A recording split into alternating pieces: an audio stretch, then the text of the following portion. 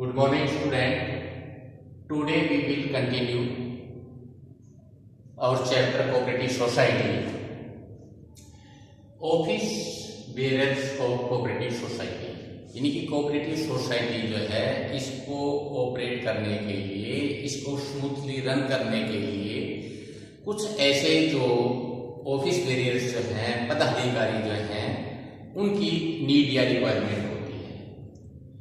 तो कह रहा है कि इसमें जो मेंबर्स जो हैं उनके द्वारा कुछ इस प्रकार के जो ऑफिस बेयरर्स जो हैं, जो पदाधिकारी जो हैं, उनको सिलेक्ट किया जाता है, जिनमें से मेनली जो है प्रेसिडेंट, वाइस प्रेसिडेंट, सेक्रेटरी और ट्रेजरर्स। ये किसी भी कोऑपरेटिव सोसाइटी जो है इसको स्मूथली रन करने के लिए कुछ इस प्रकार के पदाधिकारियों की जो आवश्यकता होती है, जो नीड या रिक्वायरमेंट होती है, जो मेंबर द्वारा इनको सिलेक्ट किया जाता है, जिसमें एक प्रेसिडेंट होता है, एक वाइस प्रेसिडेंट होता है, एक सेक्रेटरी होता है और एक ट्रेजरर होता है। ये कह रहा है कि ये पूरी कोऑपरेटिव सोसाइटी जो है इसको स्मूथली रन करने के लिए हेल्प करते हैं। ये जो भी पदाधिकारी हैं इनकी हर 2 साल बाद जो है इसको दोबारा से सिलेक्ट किया जाता है, दोबारा से इसको पुनर्नियुक्ति की जाती है। अब हमारा जो टॉपिक है बेटा, difference between cooperative society and partnership, यानी कि आपने कोऑपरेटिव सोसाइटी के बारे में डिस्कस किया है। पार्टनरशिप जो है इससे पहले जो आपने डिस्कस कर लिया, पार्टनरशिप का जो चैप्टर है आपने पढ़ लिया। इन दोनों में बेसिक जो है डिफरेंस जो है उसके बारे में हम जो है बात करेंगे। तो किसी का difference between cooperative society and partnership, basic of difference, कुछ ऐसे बेसिक पॉइंट जो है उनको लेकर के कोऑपरेटिव सोसाइटी और पार्टनरशिप जो है इनमें डिफरेंस करेंगे। नंबर 1 पहला जो है एक्ट। बेटा कोऑपरेटिव सोसाइटी जो है इसको इस्टेब्लिशमेंट करने के लिए कोऑपरेटिव सोसाइटी एक्ट 1912 जो है इम्प्लीमेंट होता है। क्या करा है कि कोई भी कोऑपरेटिव सोसाइटी जो है उसको इस्टेब्लिशमेंट करने के लिए कोऑपरेटिव सोसाइटी एक्ट 1912 या and relevant state cooperative act या राज्य से संबंधित जो भी एक्ट होता है, जिसे मैंने कहा वेस्ट बंगाल है, बिहार है, उड़ीसा है, तमिलनाडु है, इनके अपने कोऑपरेटिव सोसाइटी एक्ट होते हैं, करारी उसके अकॉर्डिंग को इस्टेब्लिशमेंट किया जाता है। जबकि पार्टनरशिप जो है the control of partnership business, यानी कि साझेदारी जो व्यवसाय को उसको नियंत्रण करने के लिए, इसमें कहा कि इंडियन पार्टनरशिप एक्ट 1932 लागू होता है। क्या कहा कि एक्ट जो है कोऑपरेटिव सोसाइटी जो है इसमें कोऑपरेटिव सोसाइटी एक्ट 1912 जो है इम्प्लीमेंट होता है, इसको इस्टेब्लिशमेंट करने के लिए कोऑपरेटिव सोसाइटी एक्ट 1912 या करा कि relevant state cooperative society act जो है इसके ऊपर इम्प्लीमेंट होता है। जबकि पार्टनरशिप जो है इसमें करा कि पार्टनरशिप एक्ट 1932 जो है इसको लागू होता है। नेक्स्ट कह रहा है बेटा रजिस्ट्रेशन।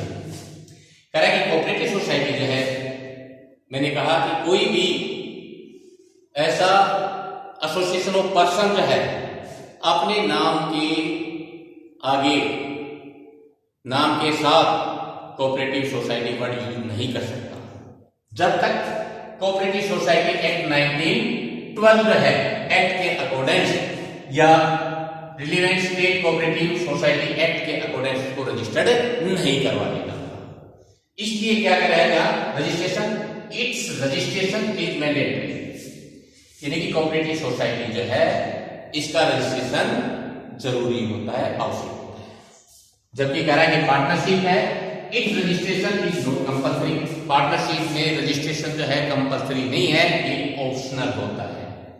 परंतु कोऑपरेटिव पार्टनरशिप को यदि हम पार्टनरशिप एक्ट 1932 के अकॉर्डिंग रजिस्टर्ड करवाते हैं तो इससे कुछ बेनिफिट मिलते हैं, यदि हम उसको रजिस्टर नहीं करवाते तो वो बेनिफिट नहीं मिलते। तो यहाँ कह रहा है कि रजिस्ट्रेशन जो है मैंडेटरी है, यहाँ जो है रजिस्ट्रेशन कंपल्सरी नहीं है। नेक्स्ट पॉइंट है हमारा म्यूचुअल प्रॉफिट। पारस्परिक लाभ जो है, म्यूचुअल प्रॉफिट जो है, कह रहा है कि apart from the member non member also get benefit from it.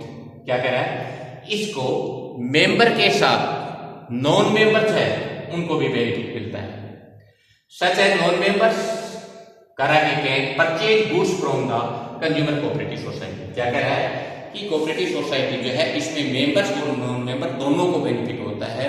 जो नॉन मेंबर्स होते हैं वो कंज्यूमर कोऑपरेटिव सोसाइटी में कह रहा है कि इस प्रकार के जो गुड्स जो है वो परचेज कर सकते हैं, जबकि कह रहा है कि ईच पार्टनरशिप जो है its benefit is confined to the partners only. इसमें केवल जो है जो लाभ जो है बेनिफिट जो है केवल साझेदार को होता है, बाहर के व्यक्तियों को बेनिफिट नहीं होता पार्टनरशिप। नेक्स्ट पॉइंट है ऑब्जेक्टिव, यानी कि कोऑपरेटिव सोसाइटी जो है इसको इस्टेब्लिशमेंट करने का मेन ऑब्जेक्टिव क्या है, यानी कि इसका मेन पर्पज क्या है, हम कोऑपरेटिव सोसाइटी क्यों इस्टेब्लिशमेंट करते हैं। तो देखिए the main objective is to provide mutual help to those who are incapable doing work single handed. क्या कह रहा है, कोऑपरेटिव सोसाइटी जो है इसका मुख्य उद्देश्य है कि व्यक्तियों द्वारा किसी काम को अकेले न कर पाने की स्थिति में आपसी मदद करना है। क्या कह रहा है कि व्यक्ति जो है अकेला व्यक्ति किसी काम को करने में असमर्थ होता है तो उनकी हेल्प के लिए कोऑपरेटिव सोसाइटी जो है वो इस्टेब्लिशमेंट की जाती है। जबकि कह रहा है it purpose is to do business activities. इसमें मेन पर्पज क्या होता है, मेन ऑब्जेक्टिव क्या होता है कि हम बिजनेस एक्टिविटीज करके और प्रॉफिट अर्न किया जाता है, व्यवसाय क्रिया करके लाभ अर्जित किया जाता है। नेक्स्ट है कह रहा है कि number of members. Cooperative society में मेंबर्स की संख्या कितनी होती है, इसमें मिनिमम जो है 10 मेंबर और मैक्सिमम जो है 100 in case of cooperative society. Cooperative society में 100 होते हैं, बाकी जो है उसमें कोई लिमिट नहीं होती। क्या कह रहा है, कोऑपरेटिव सोसाइटी जो है इसमें मिनिमम 10 मेंबर होना चाहिए, मैक्सिमम जो है कह रहा है कि कोऑपरेटिव सोसाइटी जो है उसके यानी कि क्रेडिट कोऑपरेटिव सोसाइटी जो है उसमें 100 और बाकी जो है उसमें यानी कि कोई लिमिट नहीं होती। इसमें मिनिमम 2 और मैक्सिमम कितने 50 होते हैं। इसमें मिनिमम कितने 2 और मैक्सिमम जो है 50 होते हैं।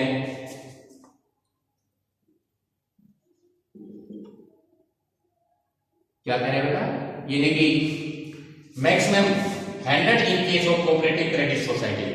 कोऑपरेटिव क्रेडिट सोसाइटी में अधिकतम 100 और बाकी जितने भी यानी कि कोऑपरेटिव सोसाइटी बचती उनमें कोई लिमिट नहीं होती। जबकि पार्टनरशिप है इसमें मिनिमम 2 और मैक्सिमम 50 जो होता है। ये कह रहा है कि हमारे कोऑपरेटिव सोसाइटी और पार्टनरशिप में जो डिफरेंस है